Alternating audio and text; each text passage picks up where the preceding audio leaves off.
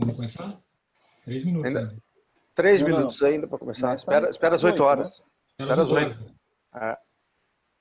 Não começa antes do tempo, não. Espera as pessoas chegarem. Pode tirar a gravação.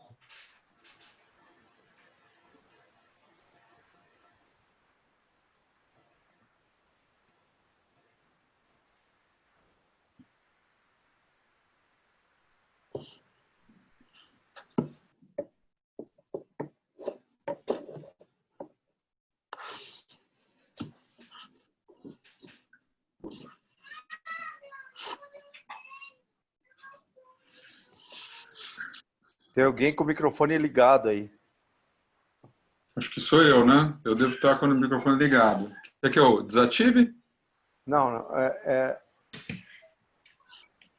Só na hora de falar seria bom. Vamos lá? Pode Pessoal, começar. 8 horas, boa noite a todos. Vamos dar continuidade, então, ao encontro virtual da Sociedade Brasileira de Quadril. Hoje nós vamos iniciar uma nova plataforma para a apresentação das aulas, através do Zoom. As perguntas serão feitas na plataforma, ali embaixo no espaço Question and Answer serão respondidas. E é interessante todo mundo acessar o Telegram, ali já tem o link no chat do Zoom, para todo mundo entrar para fazer a votação das perguntas que serão realizadas durante a aula. O tema da aula de hoje é lesões condrais do quadril, como eu trato, que será apresentada pelo Dr. Luiz Felipe Elias, que é atual vice-presidente da Comissão de Cirurgia Preservadora da Sociedade Brasileira de Quadril, é membro ordinário do IXA, faz parte do grupo de quadril do Hospital Vera Cruz, em Campinas, formado pela PUC de Campinas e especialização em quadril em 2007 pela Santa Casa de São Paulo. Antes de começar a aula, nós vamos ter um aviso do Dr. Henrique Gurgel sobre as mídias sociais. Henrique, por favor, fica à vontade. Boa noite a todos. Obrigado, Rodrigo. Obrigado, Elias, pela oportunidade. Em nome da nossa Comissão de Comunicação da Sociedade Brasileira do Quadril, sobre coordenação do nosso grande amigo Pedroni, eu queria falar brevemente alguns slides só sobre essa parte que nós julgamos ser tão importante aí, especialmente nessa fase, né, que todos nós estamos numa situação de muito mais trabalho e comunicação virtual.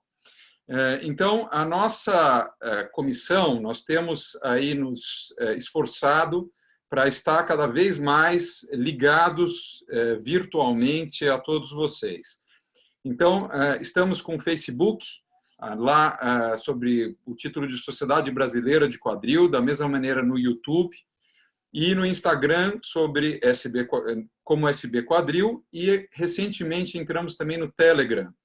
Então, nós queremos divulgar para vocês procurarem, buscarem nos buscarem em todas essas mídias sociais, e a gente espera que dessa maneira a gente consiga cada vez mais estar presentes, tanto para vocês, para o associado, quanto também para todo o público leigo. Essa é uma missão que nós temos. E eu queria deixar um aviso especial aqui, e uma chamada para todos vocês que estão nos vendo, eu estou vendo mais de 100 participantes já aqui na sala, para nos mandarem, todos os associados aí da sociedade, nos mandarem vídeos de 1 minuto sobre qualquer tema que vocês gostassem de falar. Nós pretendemos colocar esses temas nas nossas mídias sociais, no YouTube, porque eu me lembro de uma conversa que eu tive com o Giancarlo desde o começo, que um dos grandes objetivos nossos dessa gestão, pois o Jean me corrige se eu estiver errado, é melhorar a nossa comunicação, especialmente com o público leigo. Eles têm que entender que quando eles pensarem em alguma coisa de quadril, a ideia é a Sociedade Brasileira de Quadril realmente ser essa voz para todo o povo, todo o público leigo. Então eu peço para que vocês vejam esse tutorial que nós temos no nosso site, que é o sbquadril.org.br. No espaço do associado, tem um tutorial muito bom de como fazer um vídeo, fazer com o nosso celular de uma maneira fácil, tranquila. Escolham o tema que vocês quiserem a respeito de quadril. Não tem problema virem vários temas semelhantes. A gente vai, cada dia, tentar publicar um vídeo. E a nossa ideia realmente fazendo esses vídeos sempre com um tom leigo, né? Nesse tutorial está muito bem explicado. Nós realmente gostaríamos de ter um volume grande de vídeos de todos os colegas do Brasil inteiro para colocar nessas nossas mídias. Então, peço para vocês, por favor, nos mandarem, façam de uma maneira fácil, vejam o tutorial no nosso site e pode encaminhar para esse número de WhatsApp, tá? Então, é simples, você faz o vídeo no seu celular e pelo celular mesmo você já manda via WhatsApp para esse número e nós certamente vai passar por uma comissão, né, pela nossa comissão, junto com a diretoria, nós vamos avaliar e provavelmente vamos colocar nas nossas mídias sociais, buscando, como eu disse, atingir esse público leigo e fazendo com que a nossa sociedade seja cada vez mais vista, cada vez mais valorizada. Eu acho que isso é muito importante, é uma missão nossa como sociedade, certamente vai fazer bem a todos nós. Muito obrigado, agradeço aí pelos minutos e espero que todos tenhamos uma boa reunião hoje. Obrigado. Obrigado, Gurgel. Parabéns, viu, pela iniciativa. Muito interessante. Bem legal.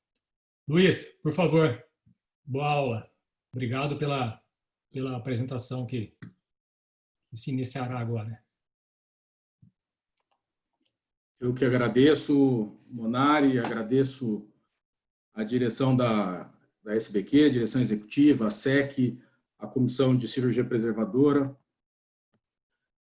Deixa eu só... Já está aparecendo aí para vocês. Tentando compartilhar aqui. Tá ok? Tudo ok, aparecendo. Perfeito. Então, o tema que me coube são as lesões condrais do quadril. É um tema que é bastante discutido nos congressos, principalmente com relação ao tratamento, que ainda é um desafio na nossa prática diária.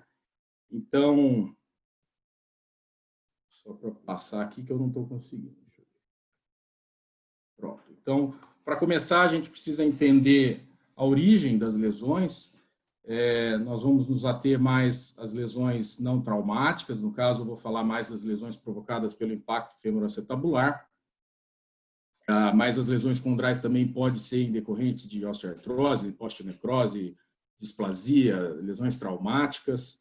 Se a gente for falar de tudo aqui, provavelmente vai até mais tarde. O que a gente sabe é que existe um efeito muito danoso à articulação como um todo. Quando você tem uma lesão focal da cartilagem, isso pode iniciar uma cascata, um efeito deletério global da articulação. Ao longo de anos, o quadril pode estar destruído. Para entender a cartilagem hialina articular, que é um tecido único no nosso corpo, né, precisamos primeiro entender o que forma a cartilagem, né? Então, ela é formada por células, condrócitos e uma matriz cartilaginosa formada principalmente por colágeno, hialuronato e proteoglicanos. Existem 3 camadas, uma mais superficial, uma intermediária, que é a mais espessa, e uma profunda. Normalmente, as lesões ocorrem nessa camada profunda, em que estão dispostas fibras laminares. A cartilagem também ela é única por ser um tecido que aguenta bastante absorção de impacto, aguenta bastante impacto, tem uma resistência à abrasão grande, ao desgaste também, né? E ela apresenta uma característica de baixa fricção na sua superfície, e isso tudo sendo avascular.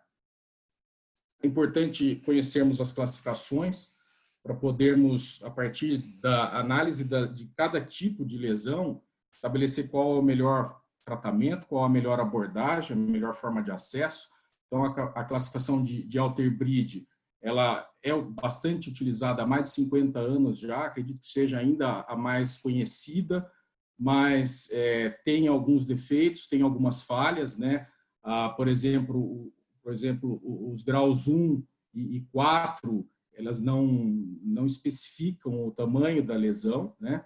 E também a classificação de Alter-Bridge não leva em consideração a localização nem a extensão da lesão, né? Lisa Lituri, em 2008, ele dividiu o acetábulo em 6 zonas. Isso facilitou muito a compreensão de qual seria a zona mais afetada, onde estariam essas lesões. E aproveitando essa divisão feita pelo Slature, o Conan publicou em 2011 a classificação, que na minha opinião é uma classificação mais completa das lesões condrais. Entre as que eu pesquisei, achei que a de Conan que deveria ser mais utilizada por nós, né? Então, a classificação de Conan ela já leva em consideração a localização da lesão, a extensão da lesão, ou seja, da borda acetabular até a fossa cotiloide.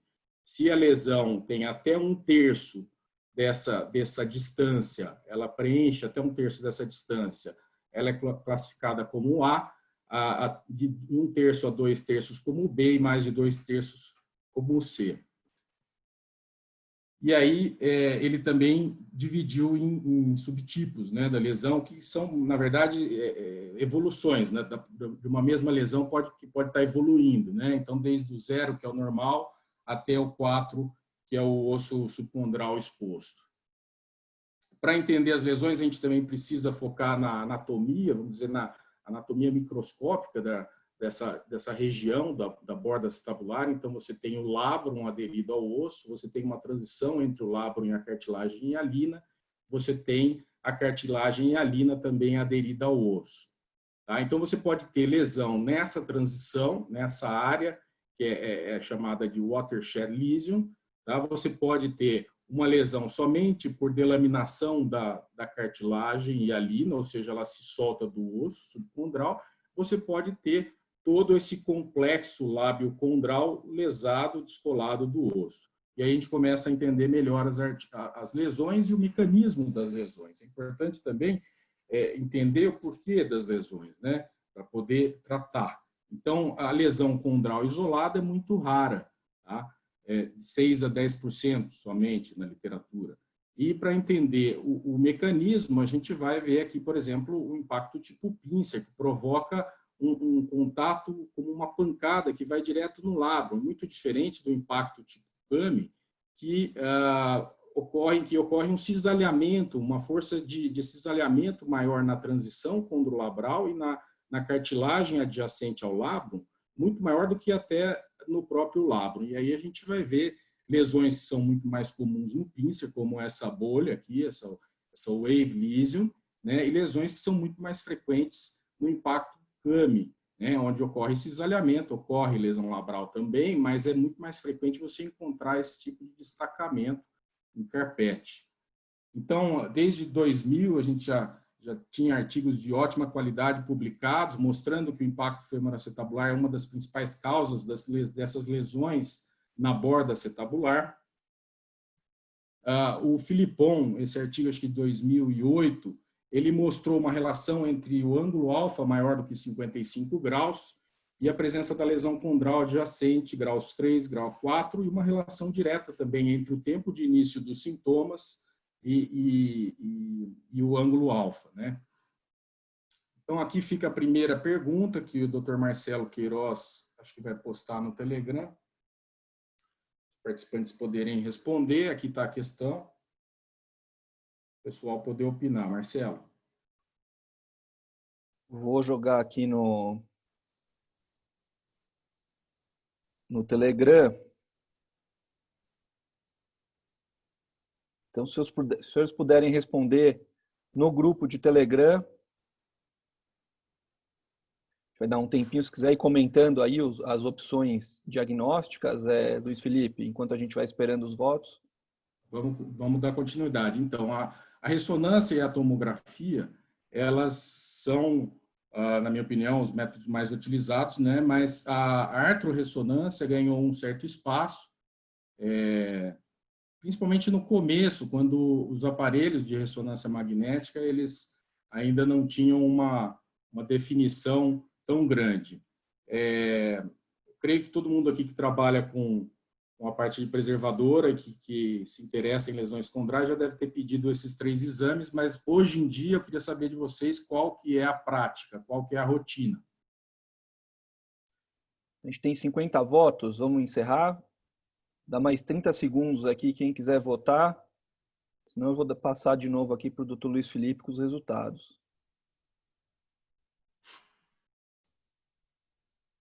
Aqui 55 votos.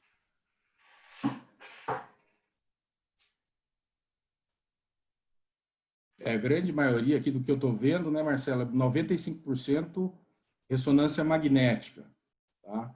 5% artrorressonância, é isso? Isso aí, né? Quer seguir? Isso. Tá, Então, então grande vamos lá, maioria, 93% ressonância, 5% artrorressonância, 2% artrotomografia. Isso. Quer comentar? Então, a artrotomografia, a artrorressonância, desculpe, realmente ela aumenta um pouco a sensibilidade, mas é um exame que na prática é mais difícil de ser realizado, mais invasivo, mais doloroso para o paciente. Antigamente a gente costumava pedir em casos mais borderline, em casos que a gente tinha alguma dúvida, até para já injetar algum anestésico junto com o contraste e fazer um teste terapêutico. Às vezes a gente solicitava para o radiologista fazer esse teste para a gente. Hoje em dia existe uma tendência do próprio cirurgião estar fazendo o teste, às vezes até guiado por ultrassom no próprio consultório, mas é um exame que aumenta um pouquinho a sensibilidade. Tá? Aqui o coronal T1 e o sagital T1 da artrorressonância são as incidências aí, que são mais adequadas para se avaliar lesões condrais. Na verdade, nesse caso aqui, em que a gente olha essa imagem, vê essa imagem aqui, muita gente pode achar que isso aqui é uma delaminação. Tá? Na verdade, a gente tem o osso cortical, a cartilagem acetabular, aqui o osso cortical da cabeça e a cartilagem da cabeça, e essa imagem, esse risco mais escuro, você vê que ele se estende até para fora da articulação, então ele pode gerar dúvida, mas é uma articulação normal, não é uma lesão condral aqui, é só uma interface entre duas camadas de cartilagem. Tá? Na lesão condral, existe um alto sinal na cartilagem, como esse caso aqui. Tá? Então, esse caso seria mais sugestivo, seria uma degeneração labral, e aí sim, você vê que ela começa, esse alto sinal começa a partir do labrum para dentro da articulação. Então, aqui sim, mais sugestivo de uma lesão condral. Alguns autores chamam essa imagem de inverted Oreo cookie sign, é aquela bolacha Oreo, né? Então, a bolacha Oreo invertida, ao invés de ser preto, branco, preto, é branco, preto e branco, tá? Dando essa imagem aqui, que seria sugestiva de lesão condral. Pergunta 2, Queiroz. Com que frequência você encontra lesões condrais não visíveis ou não descritas nos métodos de imagem? Vou pedir para o pessoal começar a responder, por favor.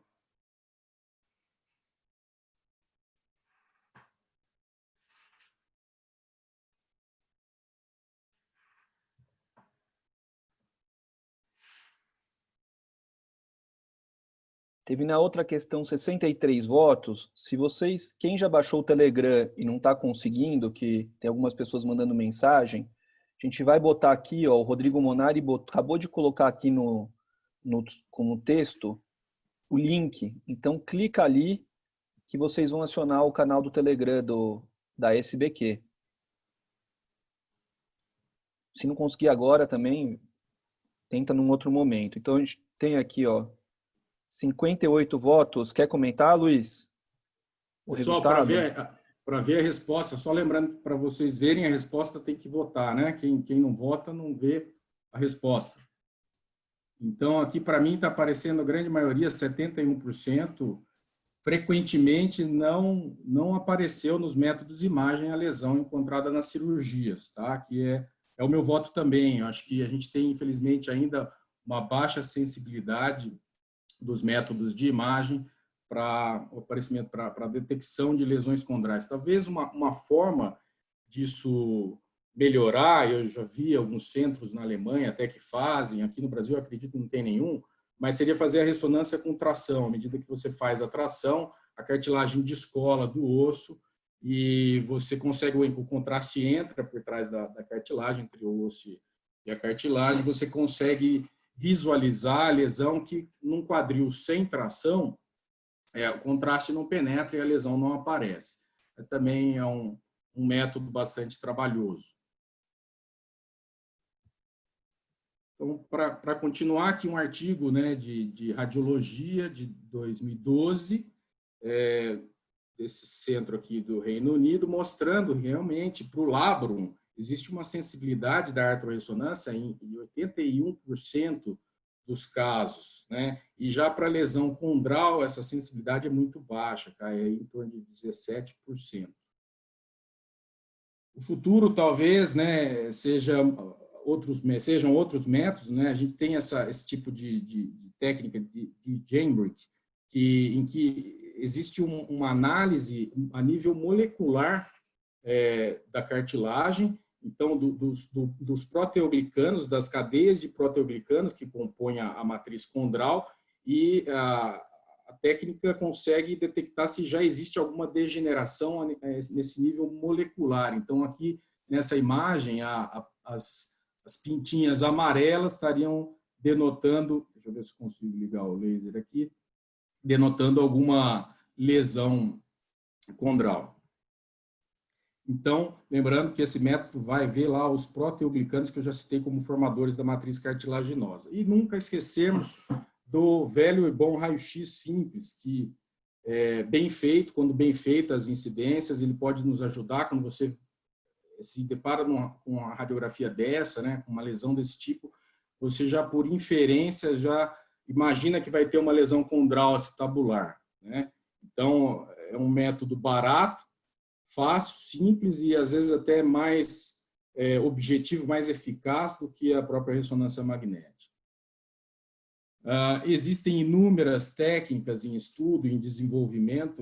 Quando eu vejo esse slide, eu lembro de um ex-professor da época da residência que dizia que quando um tratamento tem diversas opções, diversas técnicas cirúrgicas, é porque nenhum ainda é suficientemente bom para resolver o problema. E realmente existem várias formas de se tratar, desde microfratura, a implantação de condrócitos autólogos, né, cultivados, com ou sem membrana, com scaffolds, ou só a indução da condrogênese com microfraturas, mais aplicação da matriz de colágeno, o enxerto osteocondral, transplante de fragmentos osteocondrais, que pode ser tanto autólogo como homólogo, o uso de cola de fibrina, tá? E as injeções de células mesentéricas extraídas do osso, e o nosso colega lá do Chile, o Rodrigo Mardones, apresentou no último evento da Comissão de Cirurgia Preservadora, da SBQ, e ele gosta bastante desse assunto e está desenvolvendo bastante esse tipo de pesquisa, né? Então, as opções, essas opções técnicas, elas devem ser embasadas, a sua escolha da técnica de tratamento deve ser embasada no tipo, na extensão da lesão, no mecanismo da lesão, como ela ocorreu, né, nas alterações morfológicas ósseas que estão associadas a essa lesão e na condição do labrum também. Tudo isso vai te fazer pensar a respeito de como tratar. Tá? Então, aquele assunto que eu já falei, em 21 artigos revisados por esses autores, né, 21 artigos, eles encontraram 11 técnicas para tratamento de lesão condral. Tá aí as técnicas, né? Lá, as células, desde as células mesenquimais, que foi primeiramente publicado pelo Mardones, até as mais simples, aí, microfratura e debridamento. Tá? Então, nessa revisão, eles também encontraram nos artigos uma grande prevalência de lesão acetabular, se comparado às lesões femorais, né? A lesão femoral é mais rara, uma minoria, né? E as técnicas mais frequentes, a microfratura, a mosaico, né? Que é o transplante osteocondral, e a matriz condral. Pergunta 3. Vamos lá para o Telegram.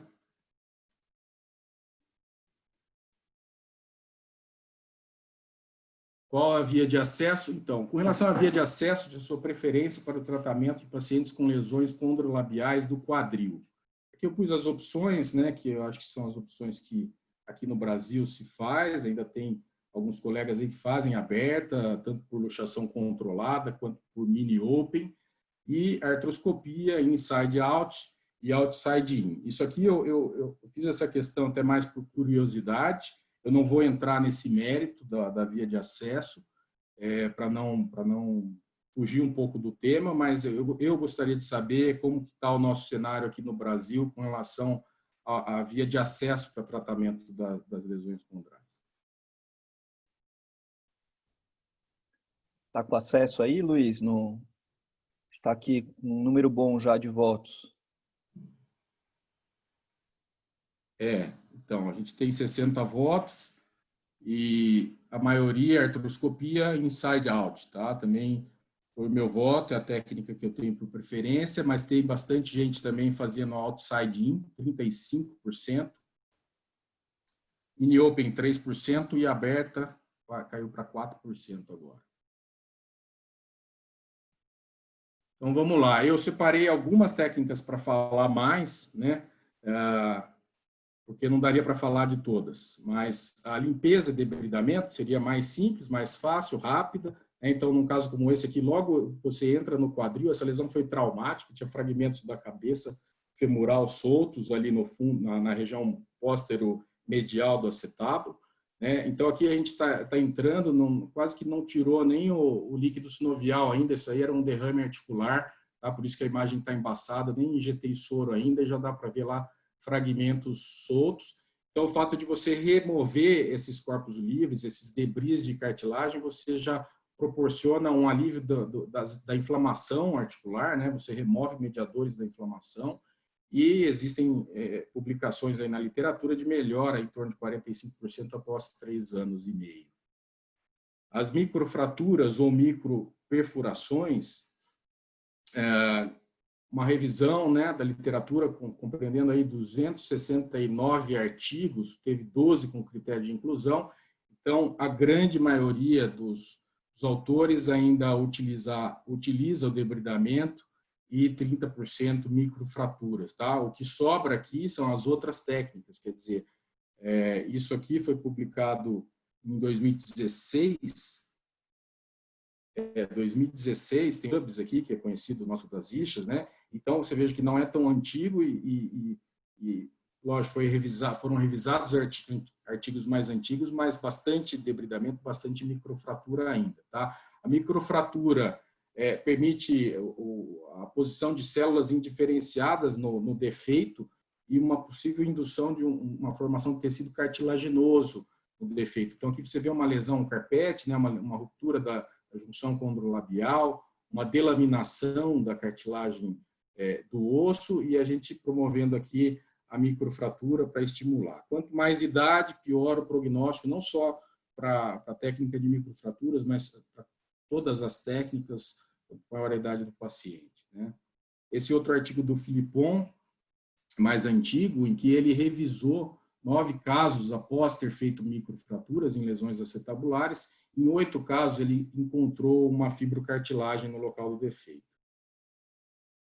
Aqui um outro artigo, né, do Dombe, Benjamin Dombe. Então, 42 pacientes com lesão grau 4 foram submetidos a microfraturas, 70% de sobrevida e um índice, na minha opinião, alto de conversão para artroplastia depois de 5 anos de segmento. Nosso amigo Leandro Calil publicou um artigo bastante interessante sobre a técnica de microfratura reversa para as lesões acetabulares. Tá? Então, ele entra aqui com um drill, não sei bem o que ele usa, depois se ele estiver aqui na reunião ele pode até explicar para a gente, mas ele entra aqui com uma broquinha bem fina, eu acho, e faz a perfuração de fora para dentro, né? Aqui como mostra as figuras, para fazer o estímulo ali, induzir a formação de uma cicatriz. Na minha opinião, a desvantagem, né, seria essa técnica, é o motivo pelo qual eu não faço, é a necessidade de um portal acessório aqui mais proximal, que existe um risco maior aí de uma lesão até do nervo glúteo superior, então eu tenho medo de fazer esses portais nessa região mais proximal, e então por isso eu acabo não fazendo. Outro motivo também é receio de fragilizar essa borda acetabular, com o risco de ter uma fratura, então eu prefiro fazer a técnica convencional. O reparo da cartilagem também é uma técnica que eu gosto bastante, pode ser feito somente com sutura ou utilizando selante de fibrina também. Selante de fibrina é um material que não é tão caro, existe acesso aí na maioria dos hospitais para cola de fibrina, o pessoal da neurocirurgia usa bastante, então a maioria dos hospitais já tem consignado esse tipo de produto. E o cianoacrilato é uma cola que é usada para a pele, e pode ser usado também, mas tem pouca literatura de uso no quadril.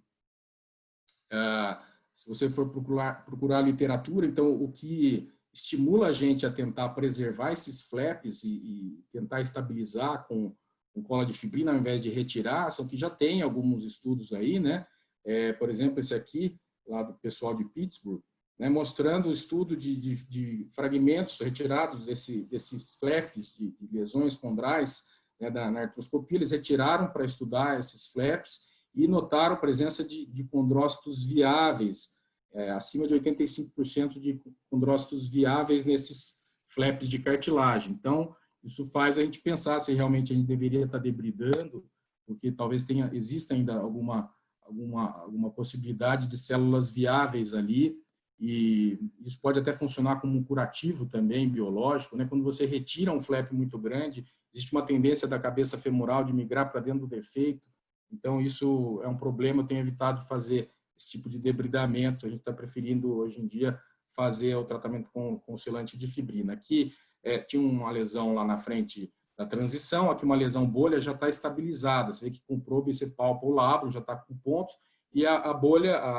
essa delaminação aqui, né, a lesão wave, ela estabiliza com a sutura. Então, só com sutura você consegue tratar. O transplante osteocondral é mais utilizado pelo pessoal do joelho.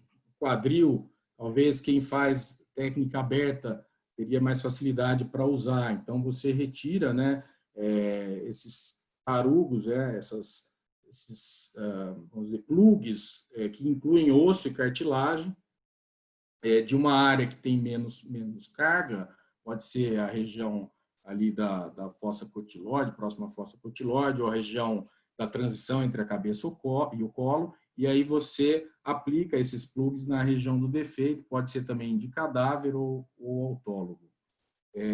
Estudos aí mostrando sobrevida de 85% em 10 anos.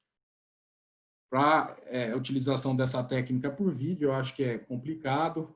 A maioria das publicações aí, como essa outra aqui também, mostrando por via aberta, luxação controlada, esse tipo de tratamento. E a terapia celular, com ou sem aplicação de matriz de colágeno, né? Então, aqui no caso da foto, aqui, eles estão fazendo num joelho, um defeito grande, em que está sendo feita a injeção de condrócitos, né, cultivados, podem ser autólogos, cultivados, por baixo aqui de um scaffold, uma membrana, né? Então, isso aqui vai gerar um meio ambiente propício para o crescimento celular, tá? Então, você pode associar, você pode simplesmente injetar os condrócitos ou associar esses scaffolds. Ou então você pode partir também para a técnica de induzir a condrogênese através das microfraturas, mais o emprego da matriz de colágeno, tá? Eu tenho alguma experiência com esse tipo de tratamento, não são muitos casos, mas a gente utiliza essa, vamos dizer, a somatória, né, dessas técnicas de microfratura, mais o selante de fibrina, que é aplicado também para estabilizar a matriz de colágeno. Principalmente para as lesões de 2 a 4 centímetros quadrados, grau 3 e 4. Há um artigo aqui do Fontana, o Andrea Fontana, italiano, que mais publica a respeito disso, né, avaliou 201 pacientes com 3 anos de segmento, houve o pico do Harris-Zip Score. Aqui um outro artigo do Fontana mostrando 5 anos de segmento, né? Ele comparou, na verdade, o implante de condrócitos autólogos com a técnica de só colocar a matriz condral. Na verdade, aí a vantagem da técnica da matriz condral seria que o procedimento é feito num tempo só, enquanto o condrócito autólogo tem que ser coletado num tempo. Depois de 3 semanas ele vai ser cultivado, depois de 3 semanas ele vai ser colocado na lesão. Então, são duas cirurgias, o custo aumenta bastante. Em termos de resultado, ele viu que os resultados são bastante semelhantes entre os pacientes que foram submetidos aqui a essa técnica com condrócitos cultivados e aqui somente com a membrana de colágeno, tá? Resultados semelhantes, e a técnica mais barata de membrana somente, né? Aqui um caso que ele acidentalmente revisou depois de 13 meses, havia sido tratado um defeito aqui com a matriz condral, depois de 13 meses o aspecto era muito bom. Foi um caso só que ele fez um second look. A quarta e última pergunta, então, vamos lá para o Telegram. Com relação à técnica utilizada de preferência para o tratamento das lesões em carpete, tá? No caso das delaminações condrais secundárias a impacto. Somente debridamento, microfraturas, microperfuração, estabilização com selante de fibrina, membrana de matriz, que a gente mostrou agora, e transplante de condrócitos. Acho que aqui no Brasil, o transplante de condrócitos ainda está muito no início, né?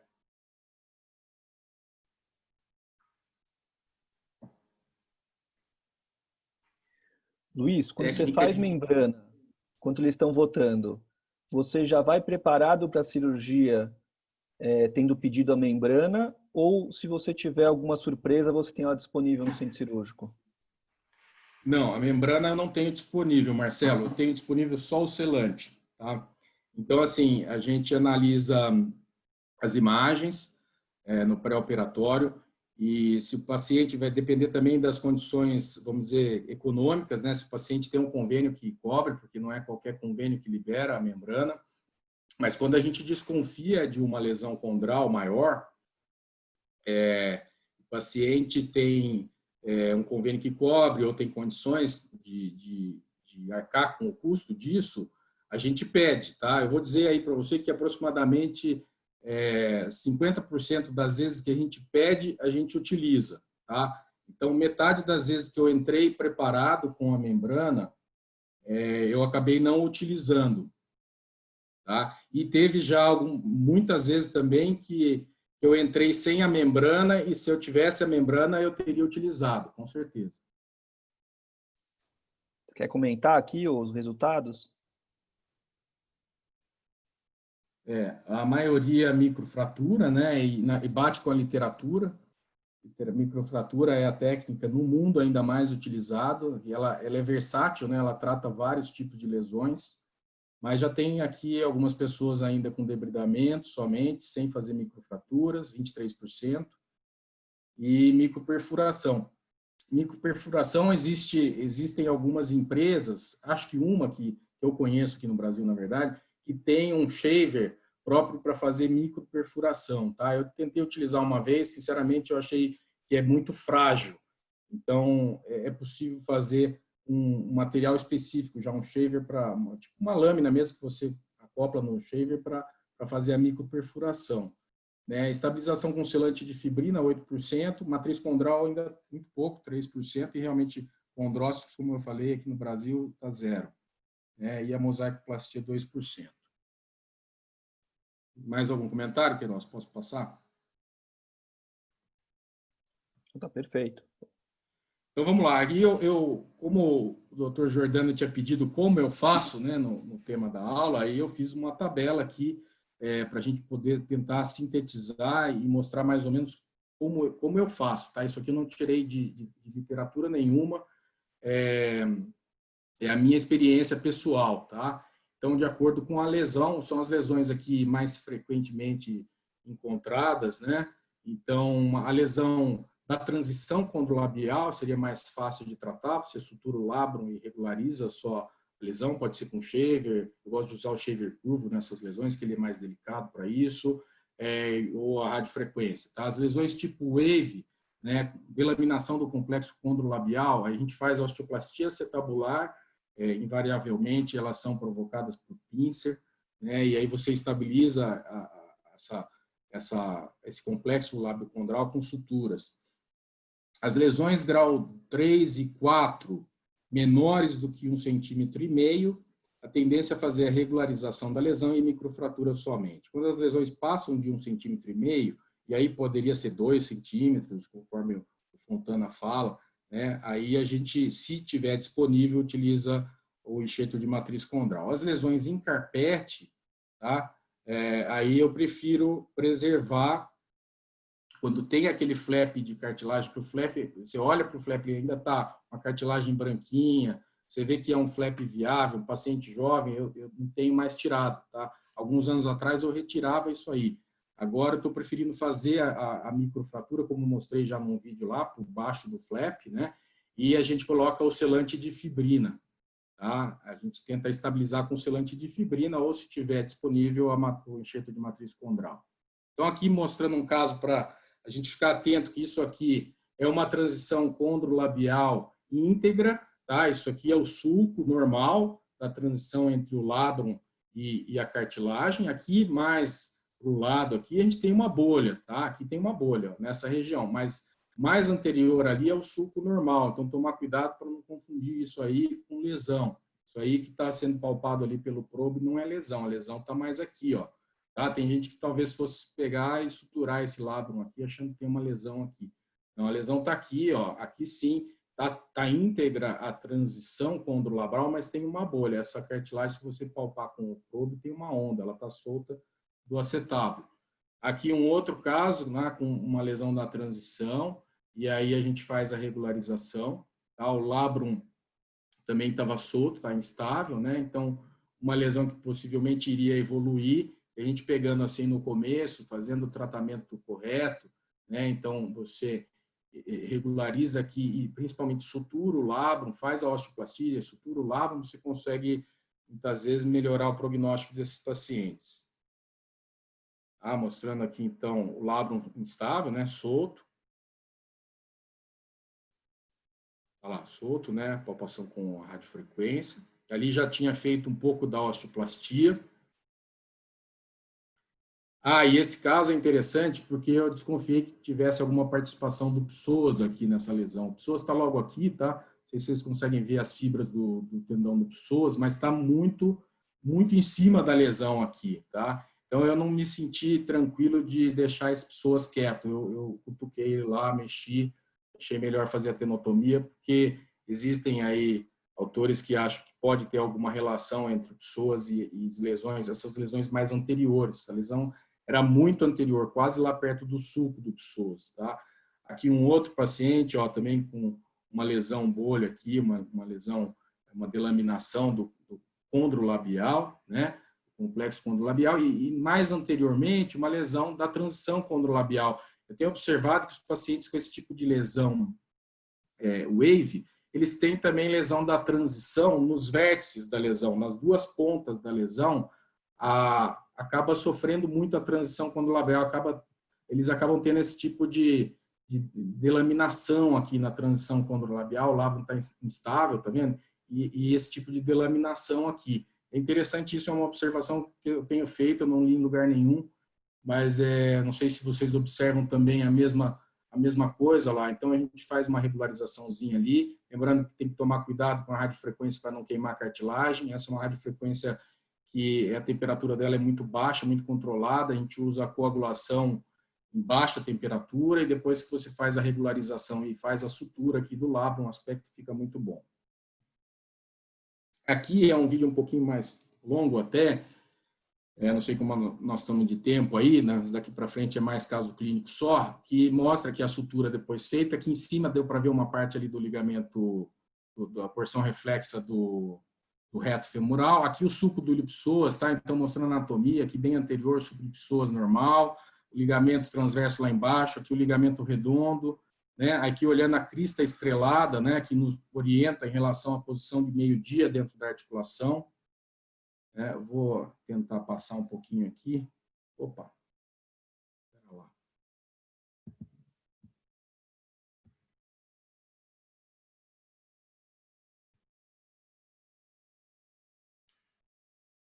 Vou passar esse vídeo um pouco para frente. Aqui está mostrando a orientação.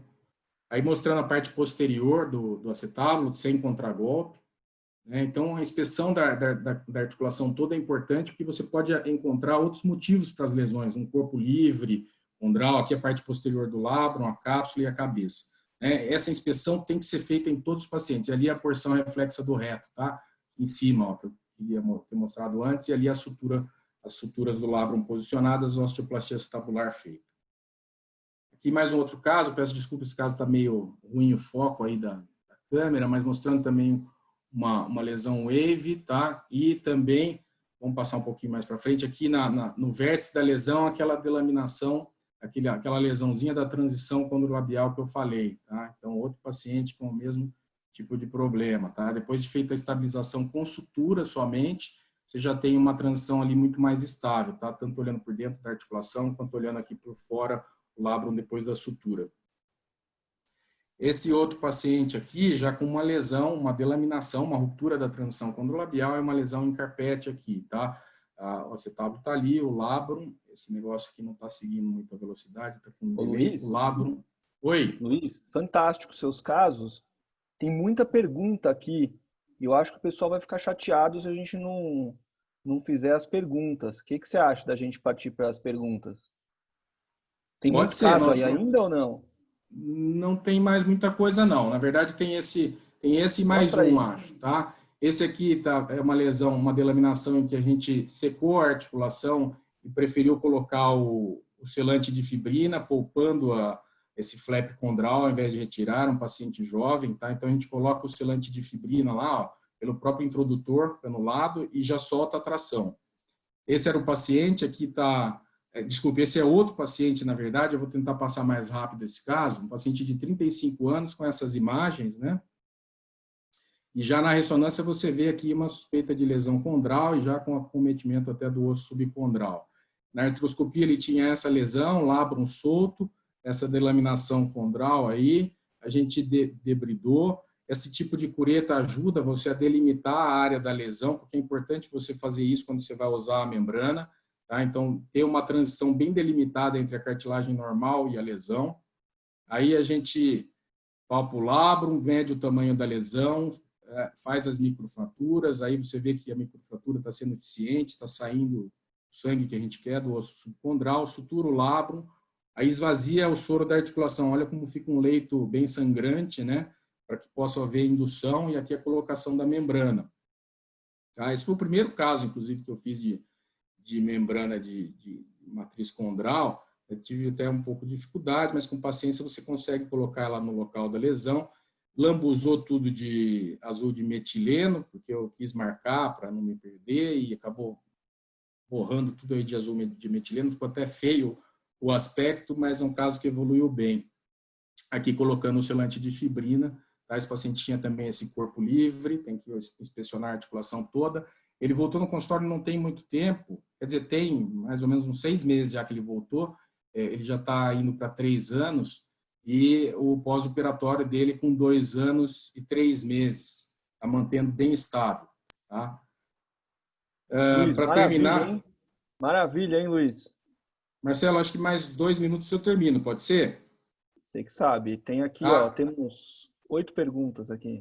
Tá, esse outro caso, é um paciente de 20 e poucos anos, se não me engano, 25 anos, tá? Uma lesão já grande, e ele tinha esse contragolpe aí, tá? Então, a gente acabou usando o que sobrou do enxerto que a gente usou lá na lesão, a gente usou aqui também para cobrir o contragolpe. Foi uma coisa que me deu na hora ali a ideia de fazer, e achei que ficou legal, tá? Esse outro caso, o quadril esquerdo já era para prótese, do lado direito eu indiquei também a matriz, tá? Esse foi o resultado final dele, aqui a osteoplastia femoral. Tá? Vamos evitar a lesão iatrogênica, né? Porque os pacientes já estão cheios de lesão aí por impacto. Se você provoca lesão iatrogênica, como essa que foi provocada por âncora, né, subcondral, aí vamos aumentar a casuística de lesões condrais. Tá? Esse paciente veio com 1 ano de pós-operatório, com bastante dor, e a gente teve que revisar. Trouxe o CD para mim da cirurgia do colega que tinha feito, e eu consegui ver que já tinha problemas ali, apesar de que nos exames de imagem também já estava mostrando. E aqui, apesar de ser cadáver, vejo o número de lesões na cabeça femoral provocadas de forma iatrogênica, né? Um cadáver, uma publicação aí de colegas que mostraram para mostrar os portais, mas tem que tomar cuidado com lesão iatrogênica. Olha aquela âncora que fez na cabeça femoral desse paciente que era um esportista, um tenista, né? Então, a gente não tratou nada da cabeça, a gente só retirou a âncora, que está aqui, ó. Tá? É um caso que o Dr. Giancarlo até emprestei para ele, aí algumas vezes ele já mostrou, acho que o pessoal já deve até conhecer. A gente retirou a âncora, isso já tem uns 4, 5 anos já, acredito, e esse paciente está bem, eu converso sempre com ele. Tá? E esse tipo de imagem da cabeça que a gente fica meio intrigado, isso aqui foi uma cirurgia anteontem, no sábado, né? E a gente vê essa imagem em bola de golfe, que alguns autores falam cabeça em bola de golfe. E é preocupante, porque já é sinal de degeneração condral na cabeça. O paciente tinha 21 anos e a gente notava até algum afilamento no raio-x bem discreto. Tá? Para finalizar, então, a escolha da técnica e da via de acesso devem ser feitas de acordo com a localização da lesão, tamanho da lesão, a classificação, o tempo de lesão e a sintomatologia do paciente. A idade do paciente também é um fator importante na indicação do tratamento e não esquecer de tratar a causa, as deformidades ósseas e as lesões associadas, né? Esse tipo de imagem a gente não pode deixar ali, tem que fazer a osteoplastia. A literatura ainda é bastante escassa, a maioria dos trabalhos é só para joelho, os métodos de imagem ainda precisam melhorar, a lesão condral ainda evolui com mau prognóstico na maioria das vezes, tá? E as opções de tratamento ainda estão em desenvolvimento e ainda acho que a gente tem um futuro bastante promissor nessa área, né? Importante que o diagnóstico seja feito o mais precocemente possível, tratamento adequado, eles vão constituir o melhor fator de prognóstico. Muito obrigado. Desculpe a demora aí, Marcelo. Tranquilo. Parabéns, Luiz. Obrigado pela apresentação. Eu acho que é um assunto muito importante, porque ele é muito controverso, uma vez que poucos têm o conhecimento de como realizar o tratamento. Eu acho que como se mostrou ali, como eu faço, é muito importante para todo mundo que viu essa apresentação. Ó, nós estamos aqui agora com 8 perguntas. Vamos fazer um bate-bola. Nós temos 10 minutos para responder elas. Assim, ninguém fica sem resposta. 2 perguntas, vou unir as duas, do André Cardoso e do Dr. Guido, a respeito da utilização da ressonância magnética 3 Tesla. Se você tem experiência, se você observou aumento da sensibilidade no diagnóstico das lesões condrais. Monari, obrigado pela pergunta, doutor Guido. Eu não tenho experiência, mas eu já conversei com um amigo que é radiologista, que faz os exames aqui para mim em Campinas, e ele falou que o mais importante não é só essa questão de ser um Tesla, 1,5 Tesla ou 3 Tesla, mas a questão da bobina adequada para a articulação do quadril. Tá? A maioria dos serviços, eu acho que não utiliza a bobina adequada. Eu acho que nem existe uma bobina feita para quadril, talvez, ou se existe, deve ser muito caro, eles acabam utilizando bobina de ombro ou de joelho, e isso acaba sendo até mais importante para o exame ficar bem feito do que a questão de ser aparelho 3 Tesla ou não. Tá? Tem poucas clínicas com aparelho já com esse nível de definição, mas o que os radiologistas falam que não é só isso que é importante. Vamos lá, Dr. Vassalo está perguntando aqui qual a sua impressão sobre o uso de ortobiológicos nas lesões condrais do quadril, e os fisioterapeutas estão reivindicando o direito de utilizarem ortobiológicos. Qual a sua opinião?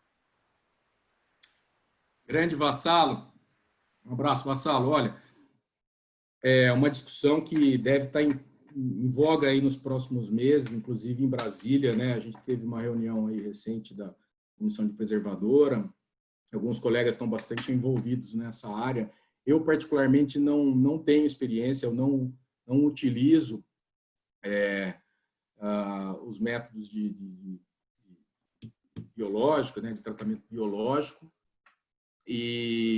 mas eu acho que deve ser motivo para a gente incluir aí nos próximos congressos aulas e discussões a respeito do assunto, viu, Monari? Beleza. Pergunta legal aqui, José Luiz de Cruz. Lesões condrais de espessura total extensas associadas à ruptura labral. Isso aqui é muito comum na videoartroscopia.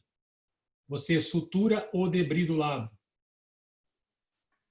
Eu sempre tento suturar o labrum, até porque o labrum ele protege a cartilagem hialina, né? O labrum íntegro diminui as cargas e atuam sobre a cartilagem, ele provoca uma lubrificação melhor, ele fornece à articulação uma melhor, vamos dizer, hidrodinâmica, né? Se você não tem o labrum, você perde o selo, sucção, você piora a distribuição das cargas. Então, se o paciente já tem uma lesão condral grande e sem labrum, acho que o prognóstico vai ser muito ruim. Tá? Eu sempre tento preservar o labrum, apesar de que pela lesão condral por si só, ela sendo muito grande e de espessura total, o prognóstico já é bastante reservado. Legal. O Lucas está perguntando para você sobre a técnica utilizada para o selante. Quanto deve ser usado e se você associa com microfratura? Associo, tá? A gente faz a microfratura. Vamos dizer, acho que ele está perguntando numa lesão em carpete, né? Você tem lá um flap de cartilagem solto. Então, eu faço sempre a microfratura, mostrei um vídeo aí, como a gente faz, mantendo o flap, faz a microfratura e depois você esvazia a articulação, você tem que secar o soro, né? Você vê que a microfratura está sangrante e aí a gente coloca um pouco, não é? O volume de cola de fibrina é pequeno, porque não cabe também muito ali, né? Embaixo da articulação. Normalmente sobra cola de fibrina, tá? Eu nem sei se é 1 ml, 2 ml, acho que vem, mas normalmente até sobra. Beleza. Você mostrou também na aula, né, como era feito. Ele fez a pergunta antes, mas Sim. foi bem respondida na aula. O Dr. Vassalo está fazendo outra pergunta aqui. Se você já usou BMA ou aspirado medular associado a microfraturas ou membrana? Nunca usei, Vassalo, nunca usei. Minha experiência com terapia celular é muito pequena, viu? Eu não usei, não. Não sei nem se tem algum serviço aqui que faz esse processamento, né, das células aqui em Campinas. Não sei se tem. Eu não tenho experiência, não. Não sei se o Vassalo tiver experiência, quiser dar espaço para ele falar aí, Monari, ou outra pessoa. Vassalo, fica à vontade, se quiser comentar alguma coisa. Quem tem muita experiência aqui na América do Sul é o Mardones, né? Com células mesenquimais. É o que a gente está querendo começar a fazer, sabe, Luiz? Mas te dá muito parabéns, que aula magnífica que você fez aí. Mas a gente Obrigado. está querendo começar a fazer isso. Então, queria saber se você já estava fazendo e quais eram os seus resultados. Obrigado pela pergunta, Vassalo, mas eu não tenho mesmo experiência ainda. A gente vai, aos poucos, tentando aperfeiçoar e vamos ver se no futuro a gente consegue fazer, né? Thiago Fux, nosso amigo lá de Curitiba, perguntando: membrana pescador. Pescador. Membrana com cola de fibrina, com ou sem microperfuração ou biológico, PMAC? Sua preferência? Eu uso a microperfuração mais a membrana. A gente faz a microperfuração primeiro, depois coloca a membrana e depois acrescenta a cola de fibrina, tá?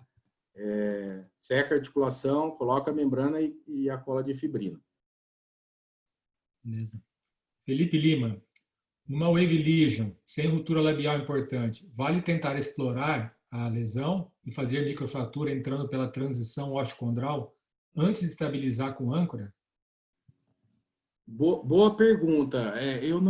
Eu já peguei lesões desse tipo, mas são raras e eu já fiz esse tipo de microfratura através da lesão, mas acaba danificando um pouco a cartilagem, sabe?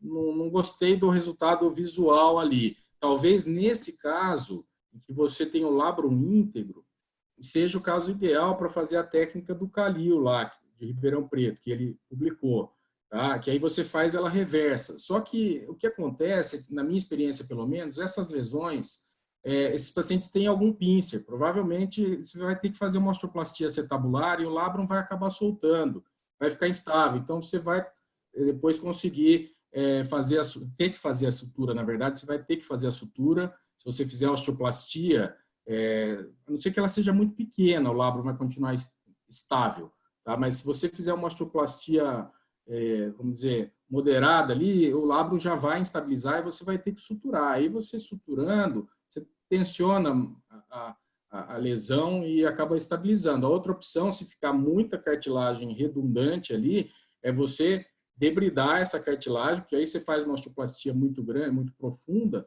vai ficar mesmo redundante a cartilagem. Aí você tira essa cartilagem e sutura um labrum. Aí você rompe a transição que estava íntegra. Ô Luiz, pergunta minha agora. Você tem feito muita membrana no teu dia a dia? Não, Monari. Não, olha, teve uma época que eu fiz até mais, vamos dizer aí, há dois anos atrás, eu devo ter 3 anos que eu comecei a fazer, que eu fiz o primeiro caso de membrana, e há 2 anos atrás eu cheguei a fazer, eu me empolguei com os resultados iniciais e acabei fazendo aí alguns casos. Ultimamente diminuiu um pouco, tá? Os planos estão questionando bastante, não é para todo mundo que a gente consegue, mas é uma técnica que eu confio, eu me sinto seguro, eu acho que é muito melhor do que você debridar e fazer microfratura só, por exemplo. E para as lesões grandes, também não dá para tentar manter o flap com selante. Então, é uma técnica que eu gosto quando a gente consegue. Eu tenho feito, mas não é rotina, Monari, não são muitos casos, não. E a tua impressão entre membrana e microperfuração? Impressão pessoal. Para lesão pequena, tá? Vamos dizer até 1,5 centímetro, eu acho que a microperfuração está ok. Mas para lesões grandes, a membrana, eu acredito que o resultado é melhor. E se você olhar as publicações lá do Fontana, é bastante estimulante. Agora, a gente não sabe ali os dados, se é aquilo mesmo. A literatura, infelizmente, é muito pobre. A gente não tem comparação com o grupo controle, né? Esses estudos não têm grupo controle, entendeu? Você não tem um grupo que o cara deixou lá sem tratar a lesão, entendeu? Perfeito. Monari, eu sei que estamos em cima do laço, mas eu queria fazer só um comentário para o Luiz. Luiz, você comentou na pergunta, acho que do Davi ou do Felipe, né? Que nas lesões do tipo wave, a maioria são pincer, né? Então, como eu faço extra-intra, o que eu faço? Eu vou tirando o pincer até chegar na junção condrolabral. Então, você vê exatamente a onda de cima para baixo. Então, quando você chega na junção condrolabral, você para de retirar o pincer e aí o que eu faço? Eu dou um ponto ali, diminuindo o tamanho do labro, porque quando eu fazia R4 com o Giancarlo e o Dr. Emerson, eles me falavam que no acesso linguinal, o nervo cutâneo femoral era o nervo que cresce. E hoje eu fiz uma cópia desse termo e eu digo assim, que quando você vem fazendo o extra-intra, tirando o pincer, você faz o labrum que cresce. Você fica com uma junção condrolambral grande, então você consegue fazer um ponto e retrair o labrum. É só um comentário em relação a essa lesão que aparece no pincer do tipo onda. Tá? Obrigado. Não estou dizendo que eu estou certo ou estou errado. Um comentário meu só. Perfeito. Bom, chegamos ao fim, 9 horas, né? No laço. Todas as perguntas foram respondidas. Queria agradecer novamente, Luiz, a tua apresentação no 16º encontro virtual. Parabéns pela aula e obrigado por todos que participaram. Chegamos a uma média de 180 participantes no pico aí, tá? Gostaria de deixar agora as palavras de encerramento para o Dr. Marcos Giordano e para o Dr. Giancarlo. Obrigado. Monari, a gente está abrindo aqui as câmeras de todo mundo. Quem quiser participar, abrir a câmera. A gente está liberando aqui o acesso para todo mundo. Teve gente que achou estranho, né, esses tempos de coronavírus, aí ficar longe de todo mundo, pelo menos queria ver a cara dos outros. Então eu estou desbloqueando aqui, desculpa interromper o Dr. Giordano, o Dr. Giancarlo, mas quem quiser aparecer, a gente está desbloqueando. Bom, então eu já vou adiantando aqui, Marcelo, já vou falando. Eu acho que a atividade foi excepcional, não poderia ser diferente. Muito obrigado, Felipe. Excepcional a tua apresentação. Monari, muito obrigado pela moderação, Queiroz ajuda. E eu vi aqui que a plataforma foi altamente aceitável, a grande maioria gostou da plataforma, foram 80% dos votos aqui no Telegram, de pessoas que gostaram da plataforma, e só 20% aproximadamente que não gostou. Né? E quem não gostou respondeu aqui que a maior dificuldade foi a entrada, foi dificuldade de uso. Né? Alguns votos aí da falta de possibilidade de aparecer. Eu acho que isso é um problema que a gente vai ter que ver, porque um dos motivos dos nossos encontros virtuais é efetivamente essa nossa interação, a gente poder se encontrar nesse tempo de pandemia. Né? E é muito bacana isso. Né? Eu ver o Giancarlo fumando o charuto dele, eu ver o Pedrone com a bandeira do Brasil atrás, espetacular. Ver o Monari com uma bateria ali atrás também. Pô, muito bacana. Eu acho que isso é uma coisa que realmente a gente não pode perder. A gente tem que se ver, tem que poder conversar. Então, antes de passar a palavra para o Giancarlo, eu só lembro, convido a todos para a reunião de quarta-feira, que vai ser basicamente a sedimentação dessa aula brilhante do Felipe, né, que vai ser uma mesa conduzida pelo nosso amigo Vassalo, de lesões condrolabrais do quadril, né, o nosso amigo também lá de Minas, o André Gaudêncio, vai ser o moderador, e como debatedor, os nossos pessoas brilhantes aí que fazem medicina preservadora, que é o nosso amigo Cabrita, o Cristiano Diesel, o Lourenço Peixoto, amigo aqui do Rio, o Raul Lins e o Tiago Fux, do Paraná. Tá bom? Então, muito bom revê-los. Novamente, parabenizar Felipe, e Monari e Queiroz. E passo a palavra, então, para o Jean. Até quarta-feira. Boa noite a todos. Acho que estão me ouvindo todo mundo. Essa questão que a gente está aprendendo ainda, então eu lhes peço desculpas antecipadamente, mas eu achei, minha opinião pessoal, que essa plataforma foi melhor que a outra, ela é mais organizada, eu acho. E, então, o que aconteceu aqui nessa última, na pergunta, a nova plataforma, 21% não gostaram, e a motivo era a dificuldade do uso mesmo. Para isso, tem no site da SBQ, sbq.org.br/encontros-virtuais, um tutorial como usar o Zoom.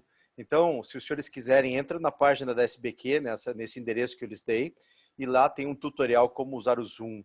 E o Telegram é uma ferramenta que hoje se mostrou muito interessante e a gente vai procurar melhorar essa questão também. 29% de quem não gostou, falta da possibilidade de aparecer no vídeo e falar ao vivo.